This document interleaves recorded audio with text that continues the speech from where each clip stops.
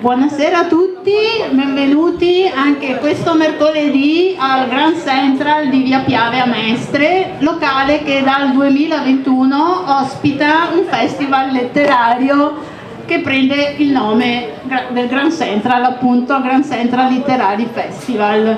Siamo al secondo appuntamento della seconda parte dell'edizione estiva per il 2024 e questa sera abbiamo il piacere di ospitare il giornalista e scrittore mestrino Pierluigi Rizziato.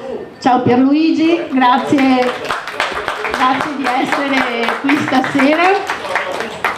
Pierluigi ci presenterà il suo romanzo giallo veneziano, specifichiamolo, L'isola del rimorso, in quanto è ambientato proprio a Venezia, con qualche incursione a Mestre ovviamente, ma del libro parleremo più nel dettaglio, grazie anche alla collaborazione e alla moderazione di Maria Laura Faccini. Ciao Maria Laura.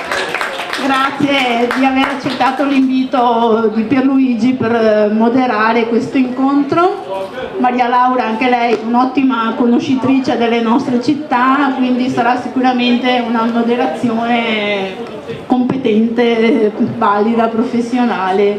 Io vi auguro a tutti un buon ascolto, un buon proseguimento di serata e lascio subito la parola a Maria Laura, ricordandovi che alla fine della presentazione è possibile acquistare le copie del libro di Pierluigi, approfittando di lui qui per farsele magari anche dedicare e autografare. Buon ascolto. Anche 2 o 3 a te. Sì, certo, perché per Natale, come dicevamo mercoledì scorso, meglio premunirsi già per fare i regali. Maria Laura, a te la parola. Grazie Silvia. Buonasera a tutti, come diceva Silvia, appunto io sono Maria Laura Faccini, sono qui in veste di mestrina naturalmente, in veste di amica dello scrittore e in veste anche di presidente del Comitato Progetto Comune, che è un comitato civico sorto nel 2024 per stare vicino alla città e in contatto con i cittadini in modo proficuo e per cercare di individuare problemi, soluzioni, sviluppi, idee eccetera per migliorare la qualità della vita di questa città. Naturalmente una parte di del nostro lavoro è anche dedicato alla cultura e quindi ringrazio particolarmente Silvia che stasera ha fatto in modo che ci potessi essere anch'io con il mio amico Pierluigi e a questo appuntamento che ormai è ben consolidato e molto importante per la nostra città. Ringrazio anche naturalmente Giovanni Dal Pozzo, titolare del Grand Central, che ha reso questo luogo un luogo di appuntamento culturale con letteratura e musica. Allora, Pierluigi Rizziato, amico, mestrino, giornalista professionista, è stato corrispondente di settimanali sportivi, di musica, di cultura e di attualità. Per 30 anni è stato vice capocronista del Gazzettino nelle redazioni di Mestre e di Rovigo. Tra gli altri suoi impegni e passioni, Pierluigi fa anche parte del consiglio direttivo del Centro Studi Storici di Mestre. Perché conosco Pierluigi? Appunto dicevamo abbiamo molte cose in comune, tra cui l'amore per questa città, e qualche anno fa tra l'altro con Mestre Mia ho avuto l'occasione di presentare un altro suo libro, perché ne ha scritti vari, la storia di Mestre, quindi sempre parliamo di Mestre, della nostra città. Pierluigi è una persona dal carattere forte e dalla grande ironia. La sua storia di giornalista gli ha permesso di conoscere, approfondire, analizzare 1000 mondi e lo ha portato alla scrittura di romanzi, saggi, storie che racchiudono sentimenti, fatti, emozioni, ma anche analisi lucide e competenti in vari ambiti della vita di Mestre di Venezia e dei diversi argomenti che ha scelto di affrontare. Il romanzo che presentiamo oggi è un'altra tappa della sua esperienza di scrittore e quindi per me è veramente un piacere, quindi grazie. Grazie Maria. Per iniziare vi chiedo una cosa, perché secondo me è importante per entrare nell'atmosfera del libro. Vi chiederei di chiudere gli occhi un attimo, un minuto, perché vi leggo una cosa, cercate di sgombrare la mente da qualche altro pensiero. Chiusi? Occhi. Dai balconi socchiusi c'è sempre qualcuno che sbircia sul campiello. C'è qualcun altro che rizza le orecchie al rumore dei passi nella calle, magari riconosce a chi appartengono e mentre si allontanano ne intuisce la direzione. Ecco, questo secondo me è proprio l'incipit corretto per immaginare la nostra città, Venezia, la magia di questa città. E quindi, se per te va bene, potremmo cominciare la nostra conversazione. Sì. So che appunto volevi iniziare con qualcosa. No, intanto inizio anch'io a ringraziare Certo. i presenti. Come ho detto spesso, non siamo in tanti, ma siamo buoni, validi e attenti, e spero anche che lascerete questa location, come si dice adesso, soddisfatti e appagati. Ringrazio anch'io il gestore del locale e Maria Laura Faccini, che si è prestata a questa presentazione, e a tutti voi che siete qui intervenuti. Io lascerei spazio alle domande. Sì, va bene, perfetto. Allora, l'Isola del Rimorso, appunto il titolo di questo giallo veneziano, è innanzitutto una storia che, pur trattando di un mistero, quindi pur essendo un giallo, anche se in verità con poco sangue, bisogna dire, racconta vicende umane, psicologiche e sentimentali dei personaggi, però in un modo particolare, in un modo gentile, coinvolgente, quasi affettuoso, e che presenta poi la città Venezia, che ha, ieri come oggi, le sue caratteristiche ben note a tutti noi di città magica, intima, complice. La storia fa riferimento a un fatto misterioso occorso nella notte del 13 ottobre 1947, però il racconto ha in effetti inizio esattamente un anno dopo, e fin dalla prima pagina il lettore viene coinvolto nella storia, nella vita, nei pensieri, nei sentimenti dei personaggi che lo accompagnano fino alla inaspettata fine di questo libro, di questo giallo. Ecco Pierluigi, la trama è frutto di un tuo approfondimento su fatti e persone che ti hanno particolarmente colpito, o è una storia che è nata autonomamente, di fantasia, perché ti è venuta in mente in un certo momento della tua vita? Sì, allora, andiamo per ordine. Io, l'ha citato prima Maria Laura, ho scritto una serie di libri quasi tutti interamente basati su Mestre. Perché su Mestre? Perché di questa città c'è molta bibliografia che però risale a molti anni addietro, e fino a un certo periodo, anche in anni recenti, il libro più recente sulla storia di Mestre è la storia di Barizza, che è un volume voluminoso che racconta la storia di Mestre dalle origini, la racconta anche molto bene, fino al 1926, che è l'anno in cui Mestre viene amministrativamente accorpata a Venezia, e lì finisce sostanzialmente di esistere come città, perché diventa una frazioncina qualsiasi facente parte del comune di Venezia. Io sentivo che mancava una sorta di aggiornamento di queste cose relativamente a Mestre, e ho cominciato da un'occasione che era quella del 45esimo anniversario di un gruppo musicale mestrino, gli Uragani, che penso tutti voi avrete sentito quantomeno nominare, e lì pubblicai un libro che era Mestre gli anni beat, un libretto di 48 pagine, foto e biografie di questi gruppi che animarono allora Mestre. Poi nel 2016 pubblicai La spiaggia di Mestre, che voleva essere un primo passo per raccontare la storia più recente di Mestre. Cioè, La spiaggia di Mestre racconta lo sviluppo di questa città dagli anni 50 in poi, attraverso la crescita di 3 giovani che a Mestre nascono, crescono e diventano uomini. L'editore un giorno, siamo già al 2017, mi dice: tu che conosci Mestre? Ah sì, l'editore, Biblioteca dell'Immagine, allora pubblicava tante storie di città, e quando dico città, penso a Siena, Vicenza, Milano, Torino,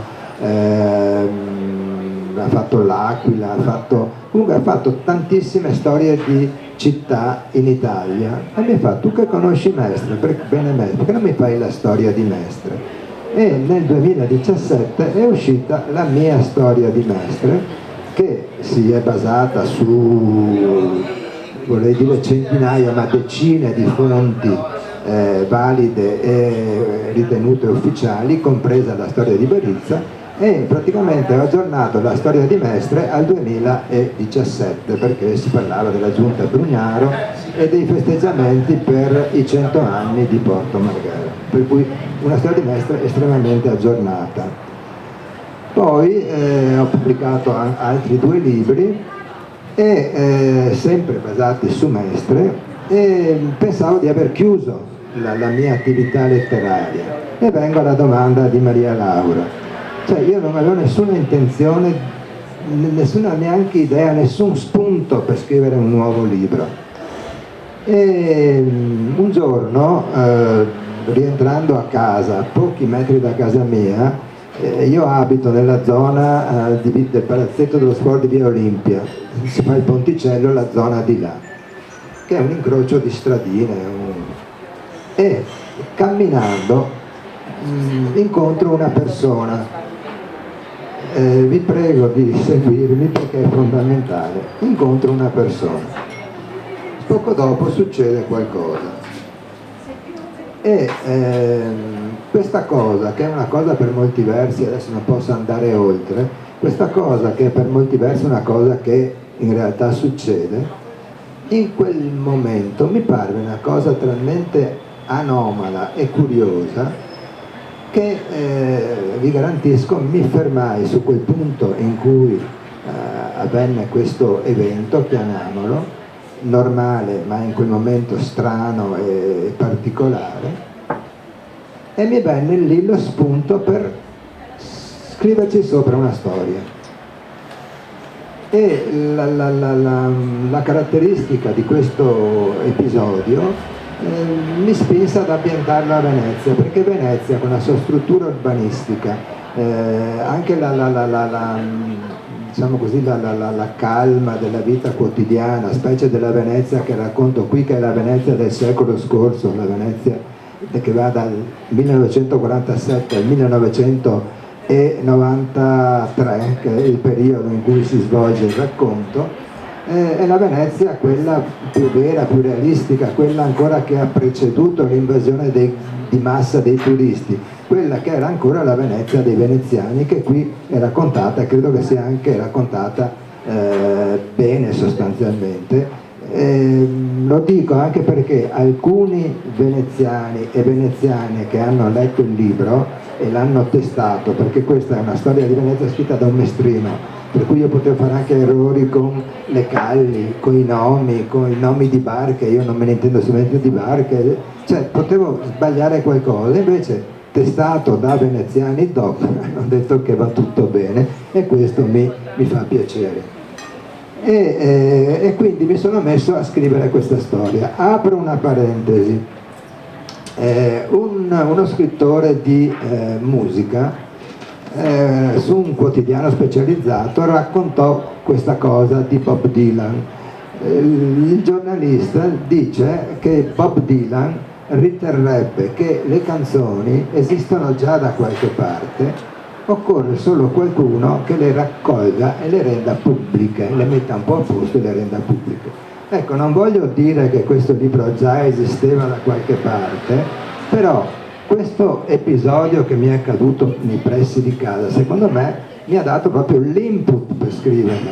Poi sono successe tante altre cose che hanno sviluppato la trama un po' alla volta. Faccio un altro esempio. Una sera ero a un aperitivo con degli amici musicisti, e a questi amici musicisti dico: ragazzi, ho in mente di scrivere un libro ambientato a Venezia, e siccome a Venezia non mancano le osterie, ci sarà un'osteria e l'oste si chiamerà Perpetuo. Allora, l'oste Perpetuo sarà un protagonista della storia, ma non solo l'oste, il nome stesso Perpetuo darà adito a eventi di questo racconto. E poi sono successe tante altre cose, una in particolare, se avremo modo, ve la racconto perché è particolarmente curiosa. Poi ci sono santi che intervengono nella trama, ci sono episodi curiosi. E un'altra cosa, vabbè, questo ne parleremo dopo, passiamo alla seconda domanda. Allora, bene, grazie, l'introduzione l'abbiamo ben compresa. Come mai, invece mi interessa molto, hai scelto quel determinato periodo storico, quindi dal 47 al 93? Allora, perché? Poteva essere più tardi, poteva essere no, prima? Non mi va molto di dire la mia età, però il 13 ottobre 47 è la mia data di nascita. Bene, adesso lo sappiamo tutti, quindi... Diciamo che mi è servita molto per comodità cronologica, nel senso che gli eventi che ho vissuto io li ho ben inquadrati qua nel libro. Infatti il libro, al di là di questa data 13 ottobre 47, e come diceva Laura, la storia inizia il 13 ottobre 48 e poi magari capiremo perché inizia il 13 ottobre 48,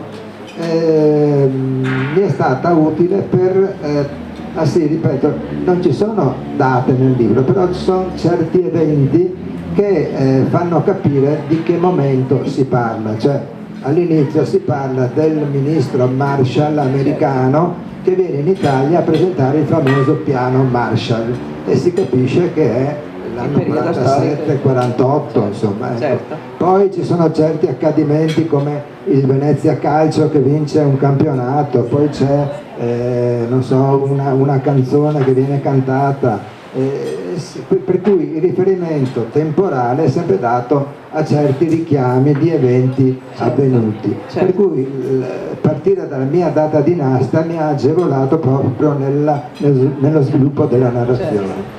Ecco, quando ci siamo incontrati per parlare la prima volta io e te di questo libro, ci hai tenuto a raccontarmi della tua scelta precisa nell'individuazione dei nomi da attribuire ai tuoi personaggi.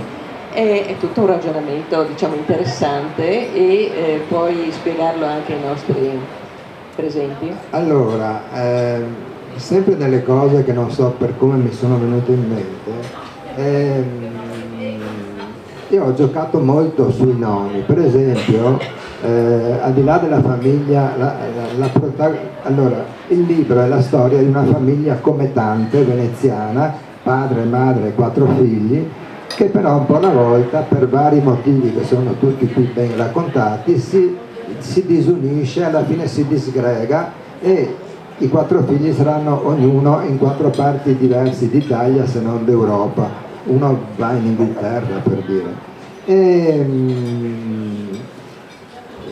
Ripeto, il padre si chiamava Arturo, la madre Anita, nomi venuti fuori così, e poi mi è venuta l'idea di continuare a mettere anche ai figli tutti i nomi con la A, per cui Adelaide perché la nonna si chiamava Adelaide, poi Anselmo, Alessio e Angelo. E da lì ho giocato un po' con questi nomi, ma anche i protagonisti hanno nomi che diciamo così, che musicalmente a Venezia Giacomo Eldoni scrisse I pettegolezzi delle donne. Venezia è la città dei pettegolezzi che girano di calle in calle, di portico, escono da una parte e entrano dall'altra. E ci sono due vecchiette protagoniste del racconto che sono Alda e Alba Baldan, le Marante, il Betone, e anche qui gioco un po' con Alba, mi pare 4A e i 2 nomi che si assomigliano.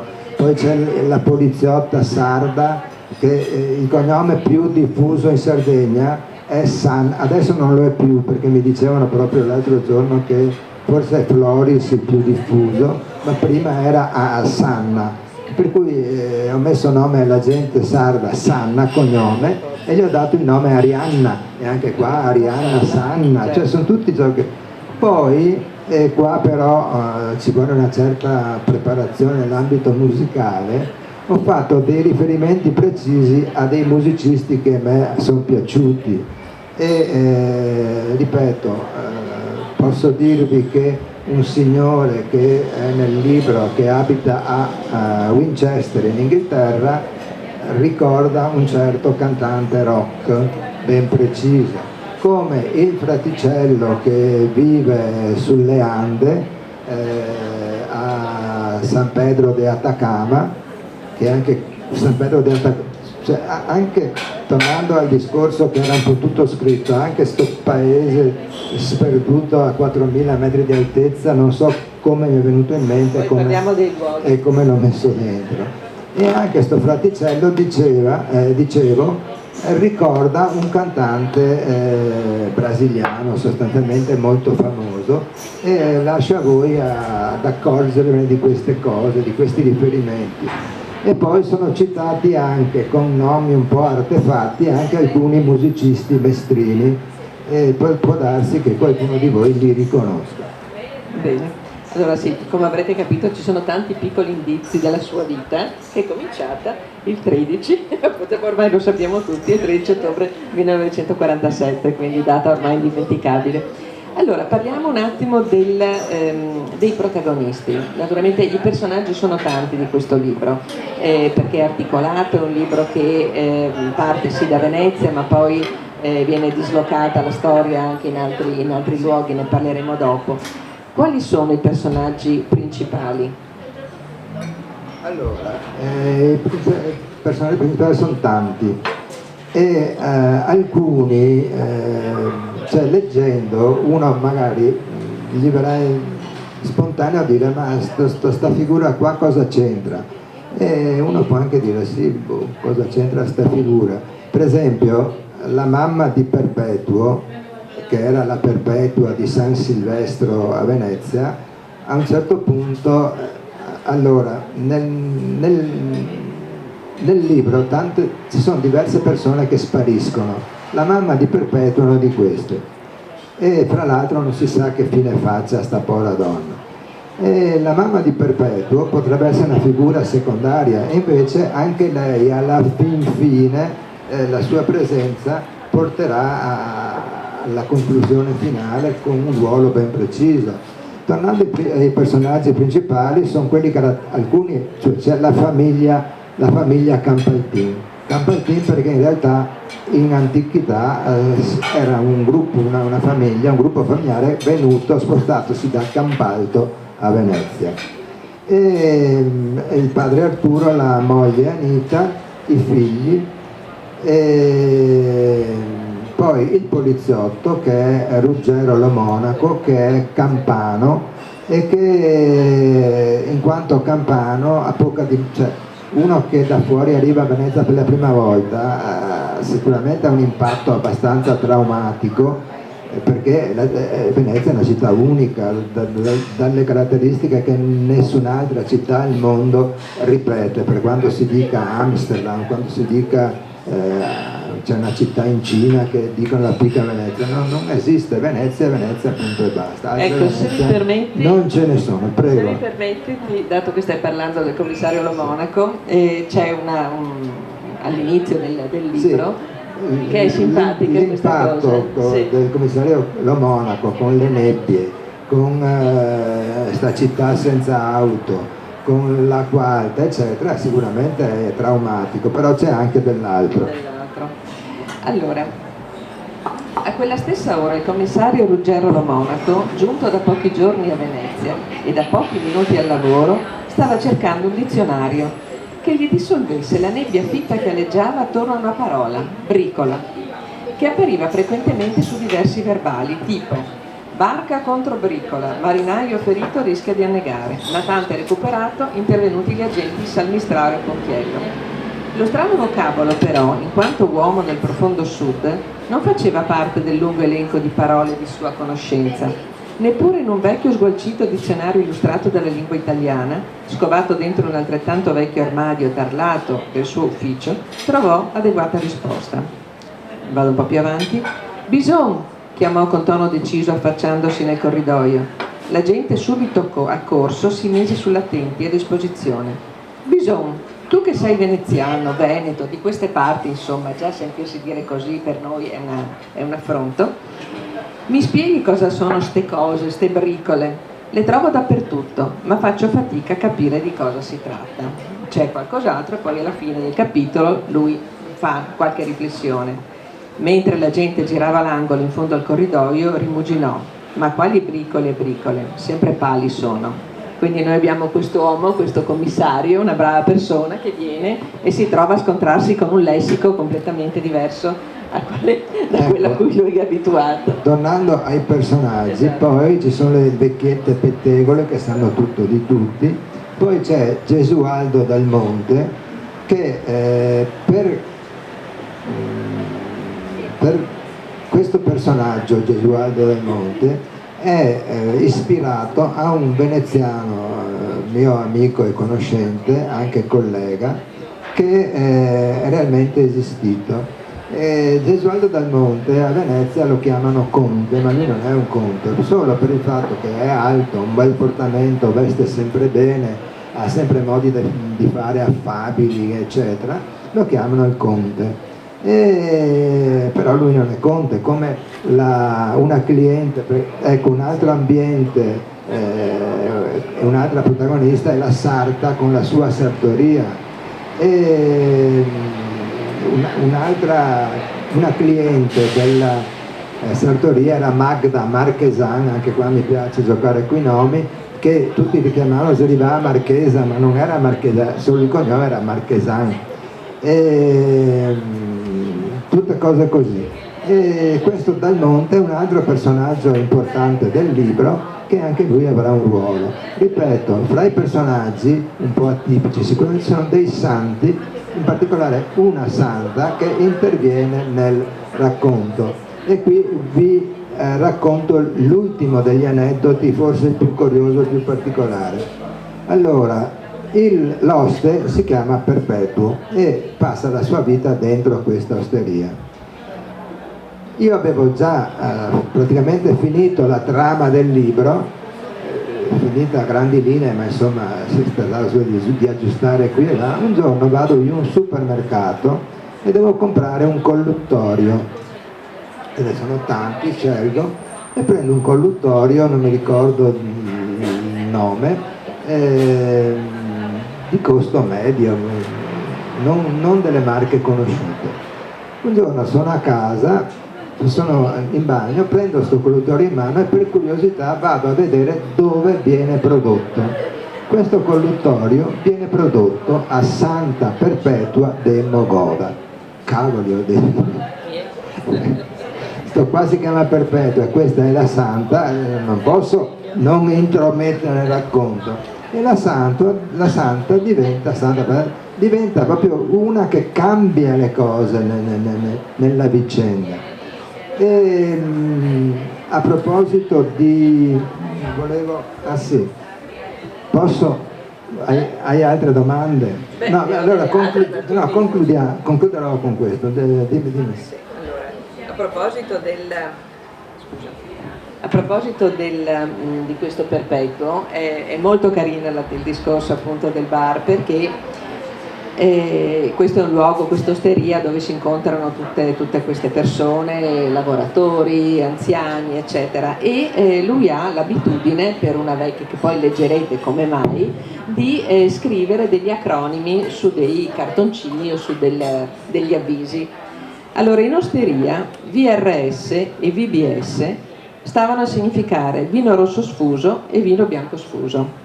SPAC sintetizzava si paga alla cassa. Occasionalmente apparivano acronimi estemporanei che duravano lo spazio di un pomeriggio. QSCA, ad esempio, stava per questa sera chiusura anticipata, cioè è tutto così, è da morire. Ci vollero 3 anni prima che qualcuno risolvesse l'ermetico MTIOCIF, non ve lo dico, dovete trovare che cos'è. Quindi questa è una cosa molto simpatica, e questo, come dicevo, le sue note di ironia, di comicità certe volte, insomma, le mette, ed è molto interessante. Non ho finito però, se tu devi leggere, devi dire qualcos'altro, io ne ho delle altre di cose. Aggiungo che neanche sta cosa degli acronimi non so come mi sia venuta, però mi è venuta. ed è importante perché fino a qui sono acronimi come tanti acronimi che ci possono essere in giro, ma ce n'è uno che è all'inizio di c'è un capitolo che si chiama CIVD.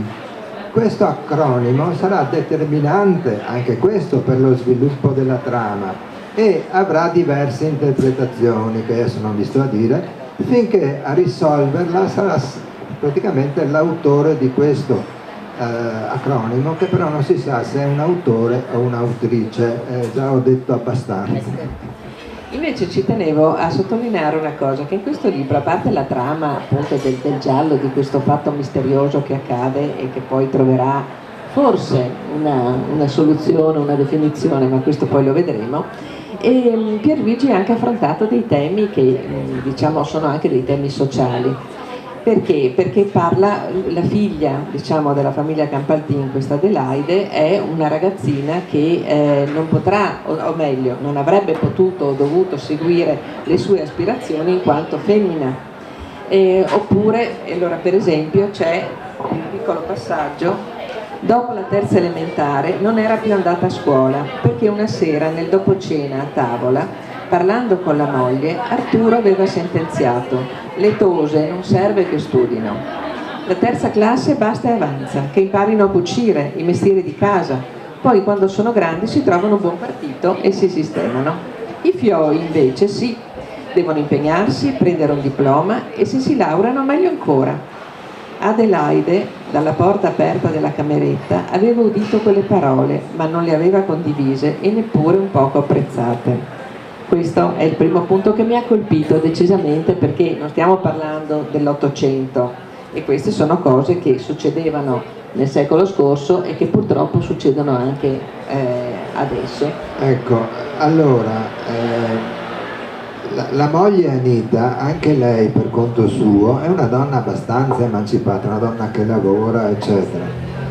E già a quel tempo una donna che lavorava era rara. E fa la sarta in una sartoria anche lei. Però allora mia nonna, che si chiamava Celestina, votava socialista perché mio nonno votava socialista e le diceva: ti va a votare, ti voti socialista. Ma tante altre decisioni a casa le prendeva l'uomo e la donna, anche se non era d'accordo, si adeguava anche per il quieto vivere, oppure perché riteneva giusto, siamo negli anni 40-50, riteneva giusto che si affermasse la volontà dell'uomo di fronte a quella della donna. Allora, adesso non è più così, o speriamo che non sia più così. Il libro racconta un po', attraverso la figlia e anche la moglie, un po' di questa emancipazione. Però infatti la moglie si adegua, perché quando il marito dice tose non serve che studia, lei si adegua, accetta sto fatto, però poi accetterà anche un'altra cosa ben più importante e rilevante, che costerà cara sia al marito che a lei. E comunque Adelaide poi avrà il suo riscatto, è molto buono, ma è una bellissima storia. C'è un'altra parte, diciamo, dal punto di vista sociale che è interessante, che magari è conosciuta da un po' di gente con i capelli bianchi. Quando Arturo va in pensione, allora c'è una piccola descrizione che effettivamente ricorda quello che le persone che vanno in pensione vivono. Non aveva ancora compiuto 65 anni quando a febbraio 1973 Arturo era andato in pensione. Un vero e proprio trauma che gli creò una prolungata precarietà esistenziale. A casa non sapeva cosa fare. Gli scocciava un po' tutto, come accompagnare Anita a fare le spese o aiutarla nelle faccende domestiche. Non fa per me, tagliava corto. Alternava le notizie alla radio, al pisolino sul divano, nel dopopranzo, oppure alle parole crociate e cruciverba della settimana enigmistica.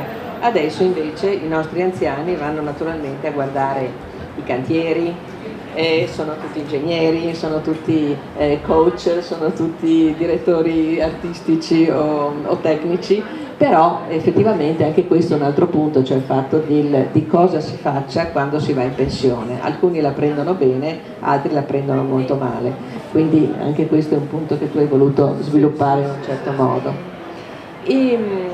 C'è una cosa interessante, parliamo dei luoghi. Allora, questo romanzo è ambientato a Venezia, però come abbiamo detto sia all'inizio che anche nella parte centrale del libro, Mestre ha un ruolo fondamentale, la nostra Mestre. Vuoi dirci qualcosa su questa cosa?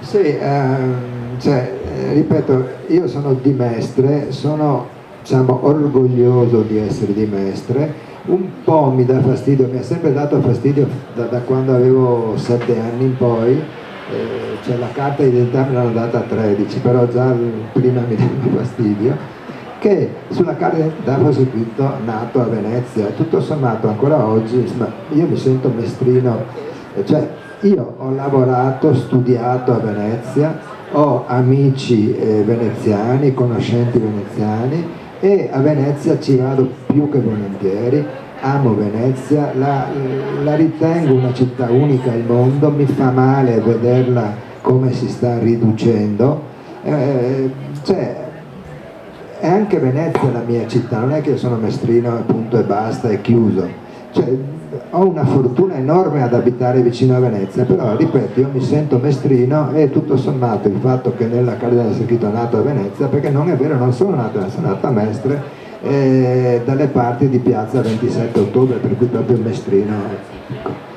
Allora, quanto tempo abbiamo, Silvia, ancora?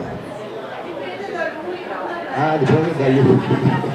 Siamo coperti. Allora, come diceva Maria Laura, il libro è una storia veneziana. Allora, andiamo per ordine. Si tratta di un giallo, a tutti gli effetti è un giallo, perché c'è qualcuno che muore, c'è parecchia gente che scompare, di alcuni non si sa più nulla, e comunque resta un giallo atipico. C'è poco sangue, diceva Maria Laura, ma non è vero neanche tanto, perché c'è del sangue qui e là. E racconto un altro episodio. Il libro che narra di Venezia è stato presentato per la prima volta ufficialmente alla libreria Toletta di Venezia, anche perché la copertina, l'autore della copertina è Giovanni Pellizzato, titolare della libreria Toletta. Per pura combinazione ho visto sta foto sui social, ho chiesto se me la prestava, lui me l'ha prestata, per cui si racconta anche nel libro di vecchie librerie veneziane, la Tarantola, la Toletta, eccetera. È una storia veneziana, radicalmente veneziana, però la seconda parte entra in gioco anche Mestre. È un episodio chiave, ribadisco un episodio chiave, si sviluppa proprio a Mestre in una vecchia osteria tipica veneziana a Mestre, che era Scarpon. Alcuni di voi, ma credo forse i più giovani, ci siamo andati tutti. forse lo ricordano come un bistrò, ma era una vecchia osteria, Scarpon, proprio con i tavolacci, con i bicchieri di vino, con i vecchiotti che giocava a carte, e in fondo c'era una vetrata che dava sul Marzenego, per cui era proprio un'osteria tipica veneziana. Il Marzenego faceva la funzione di un canale veneziano sostanzialmente, ecco. E mi è piaciuto ricordare nel libro anche questo locale antico di Mestre, che non c'è più, come le tante altre cose di una volta che Mestre non sono più. Perché ci trasferiamo a Mestre? Perché il commissario Lo Monaco, lasciata Venezia, va a lavorare in altre città, finisce a Trapani, e a Trapani gli arriva la comunicazione che dicono: guarda che torni a Venezia.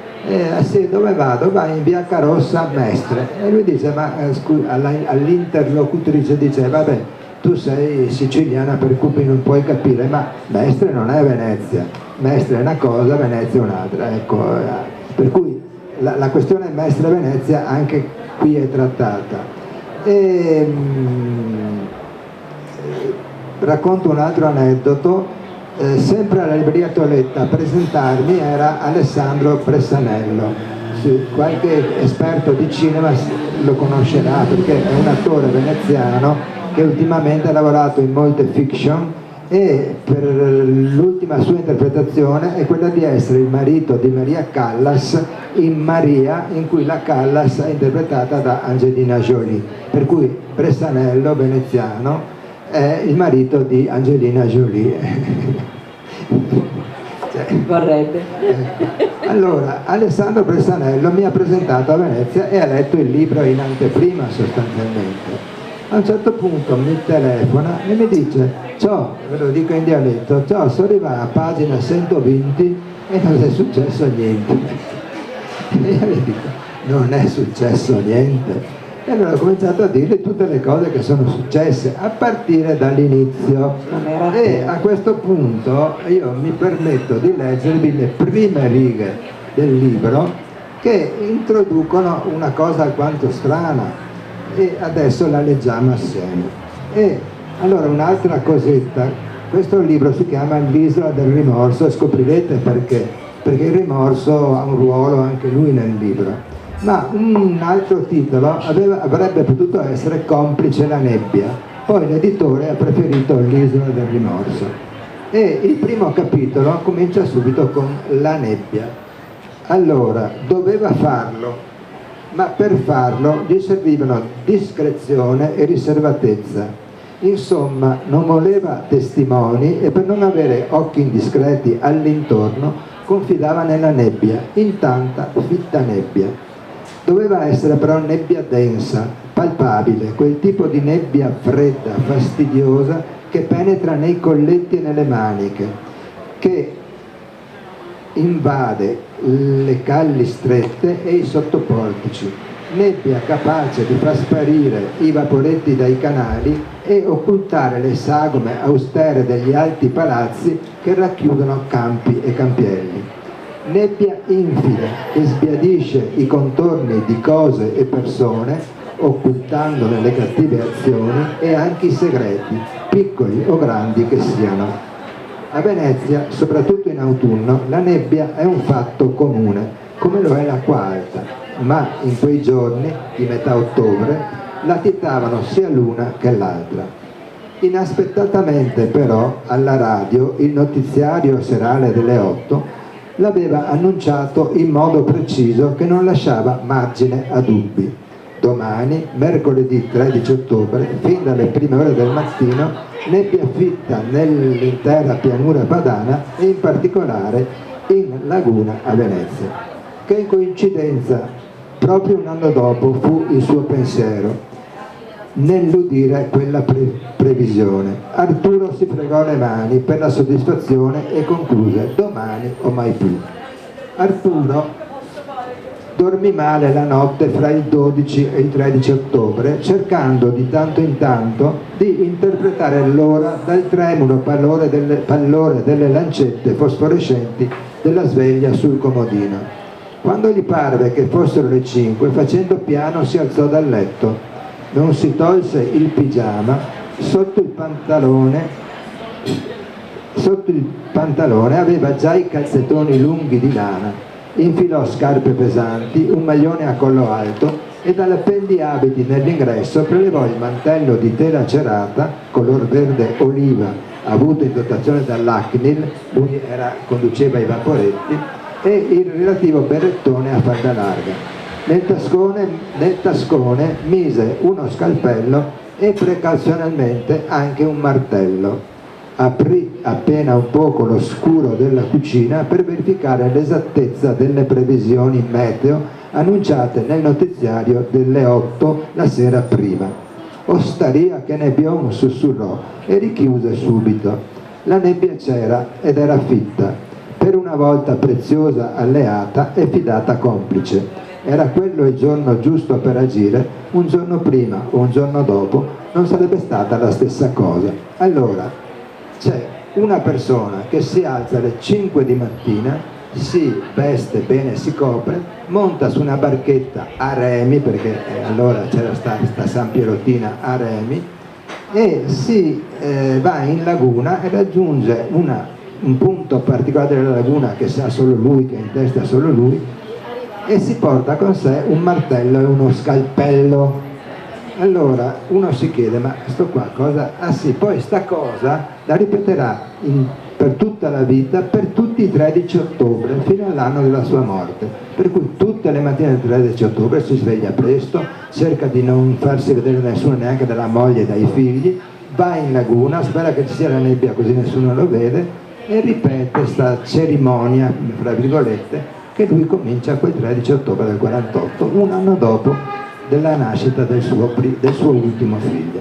Ecco, già questo, uno dice, cacchio, cosa va a fare in laguna di mattina presto con la nebbia e con un mantello e scarpetta? Già questo... Poi succedono tante altre cose, cioè la madre di Perpetuo che sparisce, una ragazzina minorenne che va via di casa senza dire dove va, e poi tutte le altre cose che ne conseguono, per cui succedono di cose. E questa storia del mantello e dello scalpello si capirà solo alla fine, ed è questo il bello del giallo, che è uno giallo atipico, che è anche divertente perché ci sono tante cose che fanno sorridere, e ben 2 persone, una è qua fra noi, mi hanno detto alla fine mi sono anche commosso, perché un giallo che fa sorridere e che commuove non può essere che un giallo atipico, ma un giallo piacevole e gradevole. Allora, mi sono commossa anch'io perché le descrizioni che hai fatto su Venezia, appunto, a cominciare dalle descrizioni di quando lui si alza, guarda fuori, scruta con la nebbia, cerca le condizioni atmosferiche perfette, e poi la descrizione di Mestre e dei luoghi che toccano, quindi il terraglio, quindi Piazza Ferretto, quindi lo Scarpon. Ci sono tante cose che effettivamente per un autoctono, diciamo così, che ama la sua città, fanno tanto piacere, e Pierluigi ha avuto la capacità proprio di trasmetterle in un modo molto lineare, pulito, però molto vero, e che trasmette veramente le cose che noi conosciamo. A questo proposito io vorrei farti una domanda: definiscimi questo tuo romanzo con 3 aggettivi. L'ho già detto. Allora, io ritengo di aver scritto un bel libro, e questa è la mia convinzione, ma è una convinzione che è stata confermata potrei aprire il telefono e fare vedere i messaggi WhatsApp che ho ricevuto di gente che condivide questo. Ecco, al Lido a Venezia una docente universitaria mi ha presentato e ha avuto parole di elogio per questo libro che mi sono stupito io stesso. Cioè, era veramente soddisfatta e contenta di quello che aveva letto, ma la parola bellissimo, l'ho letto tutto d'un fiato, non ho dormito una notte per vedere subito cosa succedeva alla fine, sono cose che mi hanno detto quindi un bel libro. Poi l'ho già detto, è un racconto che è divertente perché quasi ad ogni pagina c'è qualche spuntino che fa sorridere, certo, che fa ridere, e poi alla fin fine anche non dico che commuove, può anche commuovere, ma cioè, lo dico, il terzo aggettivo può essere positivo, è un libro positivo. Bene, quale sarà il tuo prossimo impegno di scrittore? Andiamo avanti con questa storia, ne fai un'altra? Allora, volutamente il libro si conclude con una porta leggermente aperta, cioè avrebbe potuto succedere una cosa che non succede, però ripeto, se succedeva sta cosa poteva riaprire il caso, questa cosa non succede, resta sta porta aperta, per cui me la sono lasciata aperta anch'io sta cosa volutamente per poter fare un seguito a questo romanzo. Però questo romanzo, ripeto, è nato da quell'episodio strano che mi è successo lì. Adesso io sto aspettando che mi succeda qualcos'altro di strano per poter andare a concludere questa storia, che è conclusa, ma ripeto, potrebbe riaprirsi. Ecco, se tu non hai altro da aggiungere, potremmo chiedere ai nostri ospiti. Sì, aggiungo un'ultima cosa, questo libro è un viaggio vero e proprio per chi lo legge, e questo è un altro attributo, diciamo. È un viaggio dentro Venezia, la Venezia più vera, però si viaggia anche nelle Dolomiti Bellunesi, si va a Fonzaso, si va all'Aste di Sopra, che è un paese di 80 abitanti. Ho presentato anche lì il libro e su 80-90 abitanti ho venduto 20 copie. Più del 20% dei residenti. Ecco, e si va, ripeto, sulle Dolomiti Bellunesi, si va in Germania del Nord, alle isole Frisone, e si va in Inghilterra, ho citato Winchester, e si va anche in Venezuela e nel Sud America. E sostanzialmente l'epilogo è nelle alte vette andine. Ho detto, credo di aver detto tutto. Pierluigi, loro non lo sanno, ma qualcosa di strano a noi è già successo. Ti ho mandato lo screenshot di quella mail che ho ricevuto. Un mistero.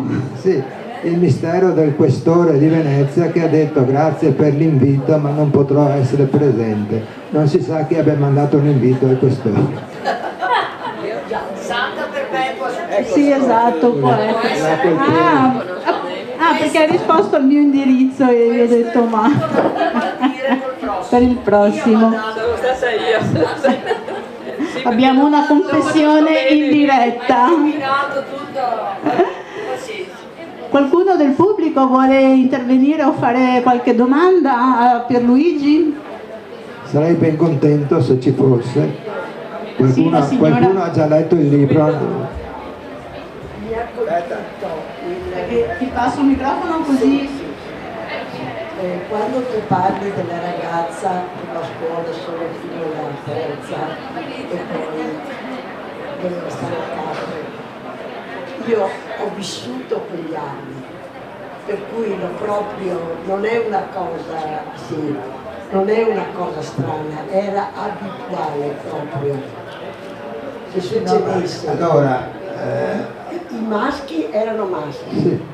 E le ragazzine, le bambine erano bambine, Allora, era una categoria B. Il libro, io ho preso tanti spunti personali e li ho messi dentro nel libro. Mia madre, allora, sia la moglie di Arturo sia la figlia fanno le sarte. Mia madre aveva la terza elementare. È nata nel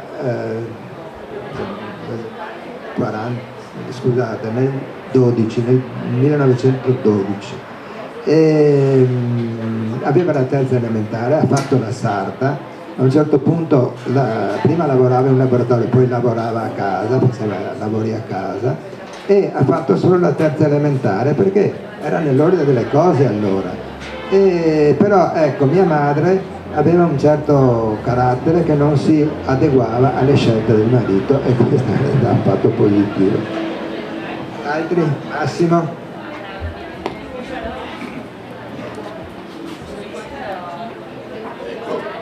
Io ti faccio una domanda tecnica, visto che ti conosco come scrittore sopraffino, ovunque fai e utilizzi la parola scritta, colpisci e centri l'obiettivo.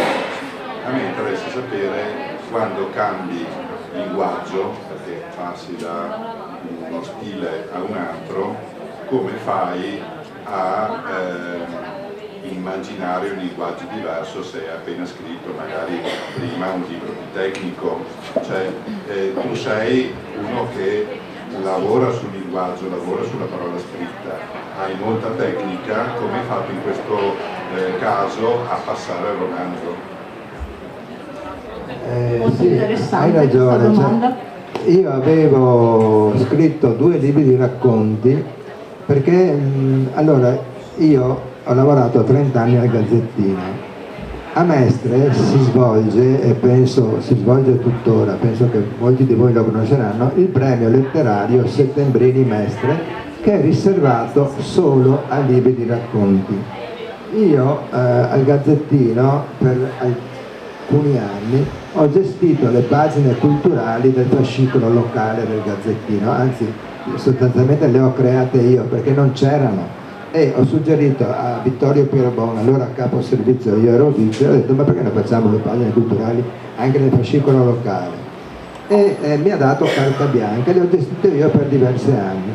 Quando non ho fatto più questo, ho comunque continuato a seguire il premio letterario Settembrini Mestre, cioè recensivo tutti i libri di racconti che concorrevano al premio Settembrini Mestre, e questo l'ho fatto per 24 anni, cioè sono andato in pensione nel 2012 e fino al 2015 ho ancora recensito il premio Settembrini, per cui ho avuto un'esperienza mia di racconti che probabilmente mi è stata utile per fare La spiaggia di Mestre, libro di racconti, e quel libro che ho edito con Mazzanti, che era Mestre Venezia, baci, abbracci, bisticci e tradimenti, che raccontava la storia, cioè sì, gli sviluppi tra Venezia e Mestre dalla preistoria ad oggi praticamente. E poi ho scritto la storia di Mestre e la storia di Chioggia, che sono due... Sta piovendo?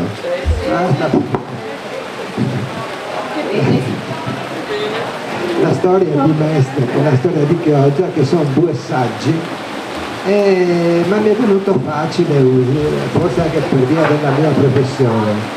E ultimamente mi sono appassionato di romanzi gialli, ne ho letti parecchi, per cui quando ho avuto sto evento nei pressi di casa e mi è venuto l'idea di farmi un romanzo giallo, diciamo che una certa tecnica l'avevo già appresa proprio dalla lettura di alcuni libri gialli, posso dire Scerbanenko, posso dire Maurizio De Giovanni, posso dire Giuseppe Pontigia, che non è uno scrittore di gialli, ma i suoi romanzi sono tutti con trame un po' oscure da chiarire e che hanno per esempio mi è piaciuto un altro scrittore di gialli divertenti, è Piero Chiara, e qui adesso non dico che mi ha ispirato, però Piero Chiara è stato uno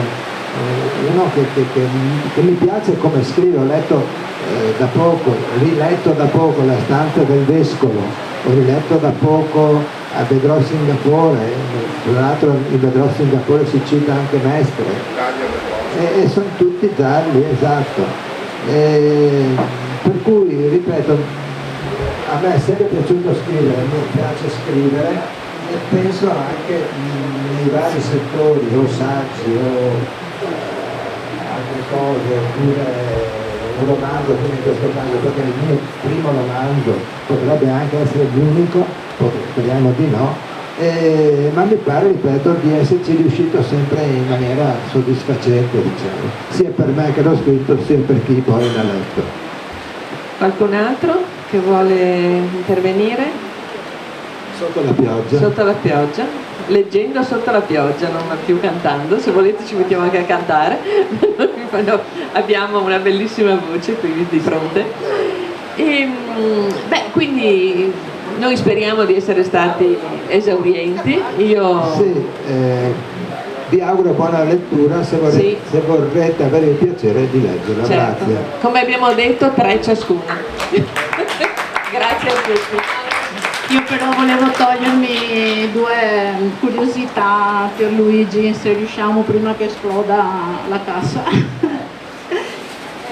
Allora, prima hai citato il commento di Bressanello che ti ha telefonato dicendoti non è ancora successo niente dopo 120 pagine. Ti dico la verità, ho avuto un po' anch'io questa impressione.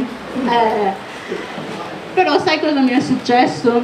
Ho riletto il libro, perché l'avevo letto ancora quando me l'hai dato tempo fa, e in vista di questa serata ho detto aspetta che lo riprendo in mano perché sennò sono impreparata, e forse perché l'avevo già letto, forse perché sono stata più attenta, anche quel primo capitolo che ci hai letto tu prima mi ha subito dato un input diverso rispetto alla prima volta che l'ho letto.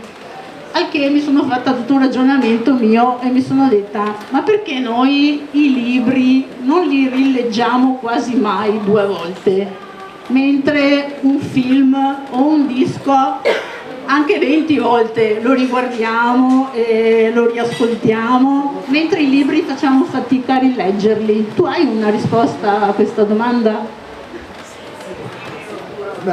Io sono uno che i libri li ha letti, parecchi libri li ha letti 2 volte. Questa estate ho ripreso in mano, che li avevo letti talmente tanti anni fa che neanche mi ricordavo, poi rileggendoli l'ho recuperato. Non mi ricordo neanche la trama, mi ricordavo il nome di qualche personaggio.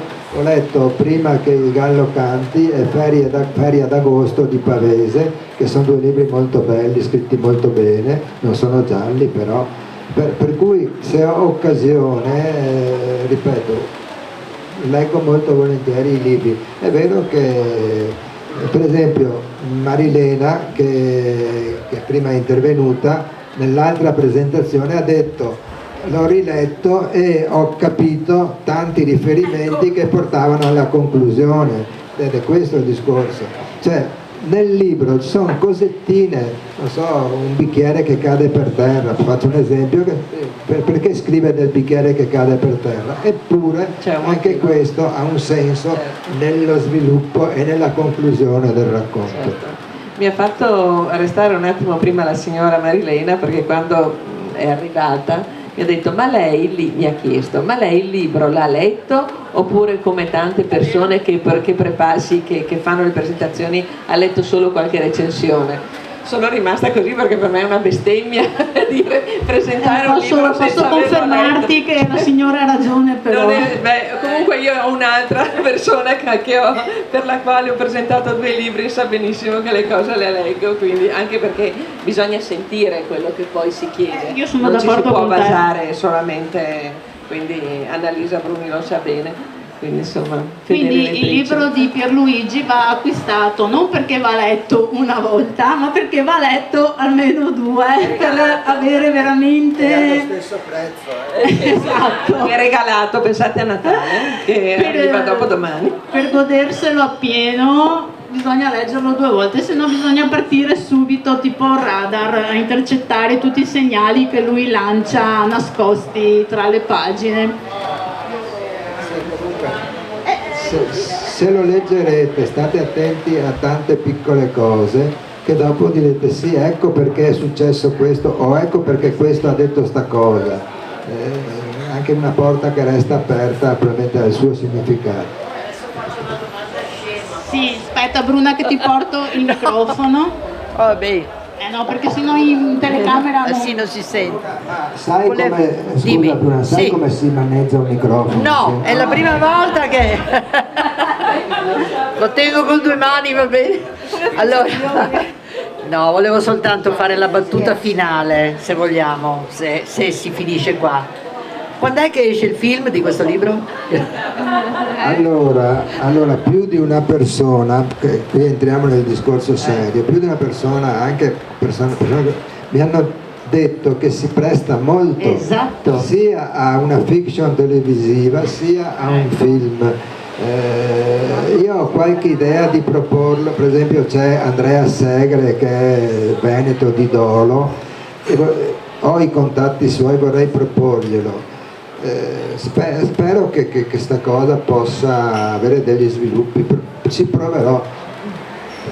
bene, grazie. Io pensavo di fare una battuta, invece vedi, è andata È bene. reale. Grazie Bruna, passo il microfono a Roberta perché come al solito io tutto il mio pubblico lo conosco per nome. Grazie Silvia. Allora Pierluigi, cos'hai in cantiere tra la nebbia o non si sa cosa? Il prossimo, hai qualche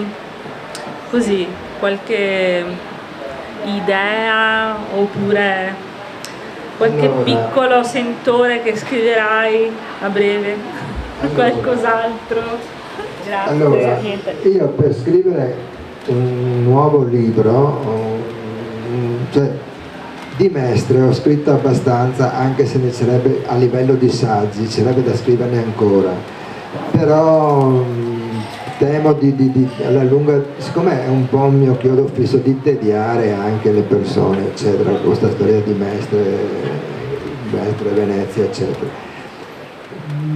Potrei scrivere un altro romanzo, però ripeto, mi serve uno spunto che sia valido come è successo per questo libro. Qualcuno che l'ha letto forse non sa qual era sto spunto, però può darsi che gli venga in mente, forse è successo questo, ecco. Ho una cosa in testa, io a livello io avevo 20 anni nei famosi anni 60, 67, 68 e giù di lì, e scrivevo poesie adolescenziali,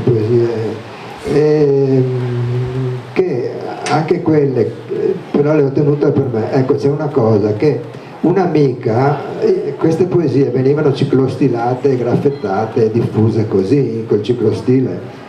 Sapete tutti cos'è un ciclostile, no?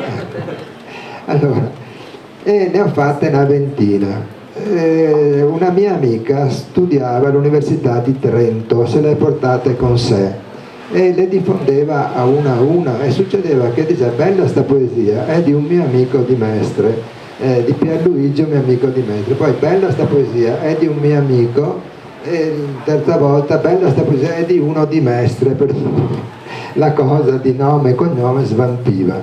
Però circolavano molto queste poesie attraverso ciclostilamenti vari. Le ho rispolverate, che è poco, e sono carine, riflettono un'epoca, la contestazione, gli anni 60, i sentimenti di allora, eccetera. Mi piacerebbe riproporle anche in tempi brevi, poi casomai se Silvia vorrà ospitare in quell'occasione, riproporle a livello però non così rilegate, a livello proprio come le stampai allora, a livello ciclostile, e presentarle anche in un'occasione come queste e venderle per beneficenza, cioè sostenere una causa e l'intero guadagno darlo in beneficenza. E ripeto, qui siamo in tanti che hanno vissuto quegli anni, e in quelle poesie gli anni 60 si vedono proprio per quello che viene raccontato e narrato. Ecco, questa è un'idea che probabilmente concretizzerò, anche perché mi viene facile, insomma, adesso, anche economicamente, non serve neanche cercare un editore, me le stampo io e le propongo io, insomma. Una bellissima idea, Gigi, sai che hai la porta sempre aperta qui per te, quindi non facciamoci problemi. Se non ci sono altri interventi dal pubblico, se la vostra curiosità è stata soddisfatta, io andrei a chiudere la serata, anche per motivi tecnici, visto che sta piovendo e l'impianto sta un po' prendendo la pioggia. Quindi vi ringrazio veramente per essere stati qui, ringrazio voi presenti qui a Grand Central, come ringrazio chi ci sta seguendo da casa, grazie alla diretta di Mestre Mia, grazie Chicco, grazie per le tue riprese sempre presenti, fai in modo che anche chi non può essere presente qui possa seguire queste presentazioni. Pierluigi, con te è sempre una garanzia, l'ho detto più volte, l'ho scritto sui social e ce l'hai confermato questa sera.